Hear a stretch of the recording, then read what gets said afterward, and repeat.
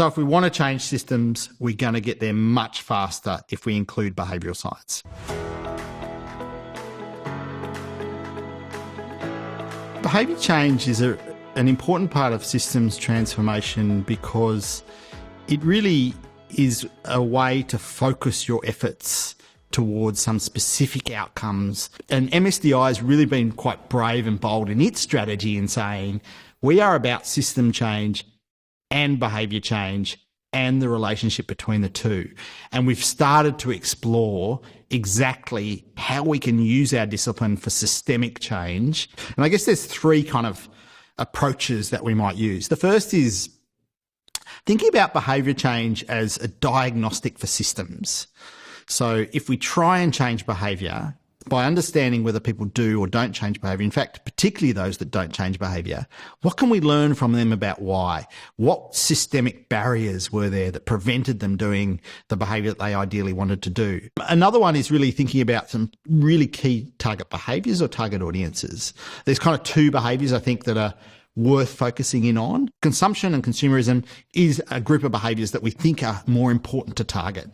The other one is political support, voting, advocacy, that space, where if we can encourage behaviour change that really drives and pushes decision makers to make tougher decisions, then we might get more success.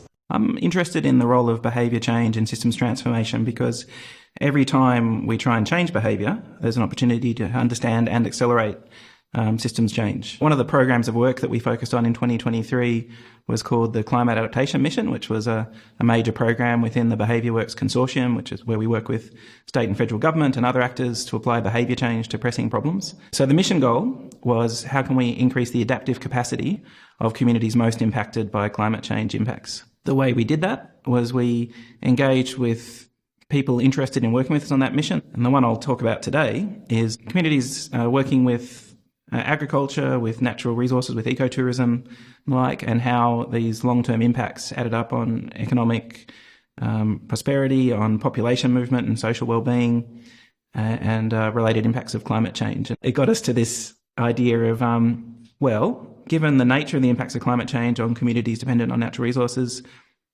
perhaps it would help if we could get more land managers to adopt land management practices that we believe would increase the resilience of their farms and their operations to climate change impacts. There are also some audiences we might want to target as well in our behaviour change work. One are decision makers, of course. So, they are people who we want to understand why and how they make decisions, and we want to use behavioural science to try and influence those decisions. And I guess the other group, and this is really thinking through a systems change lens, finding new things or alternatives for those current, particularly people who are in part of a system that has momentum and inertia to do something different. Some people are quite critical of applying a behaviour change lens to complex, wicked problems because they feel like it individualises problems and it forgives powerful stakeholders in government and industry of their responsibility to solve these things. One of the really cool things about this project, working with farmers around adoption of sustainable land management practices towards natural capital, was really having a chance to get into this question of do they or don't they adopt these practices because of more internal and individual reasons, or has it got more to do with the context in which they're operating? And of course, it's both. Every time we try and change behaviour, there's a chance to understand and accelerate transitions and systems change. We get insights on the individual behavioural level, but we also get insights on the policy and program support level as well. A lot of what we actually can do within our work at Behaviour Works is work with hospitals or healthcare sector in general to try and look at attitudes and things and how we can actually understand why people are doing what they're doing to then really target those particular behaviours. The other thing that we know is that there is a lot of unconscious and conscious drivers. So capability and opportunity is one, but there's a lot of unconscious drivers. So for example, for a medical team, do they think it's important to be sustainable? At what risk does that come to the patient? And where does the sustainability behaviour override what they think could be an actual risk to what their work is and what they're actually doing? There's many different professions and people who interact with the healthcare sector. So if we're talking about patients and their relatives, for example, the type of things that we're going to ask them to do and how they do it is probably going to be very different to medical staff.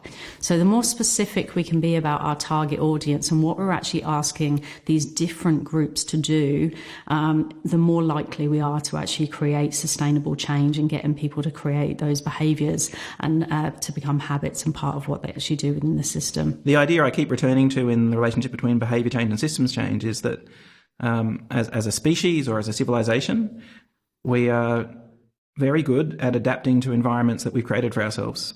And that, in a nutshell, I think is the great challenge and the great opportunity of linking behaviour and systems change.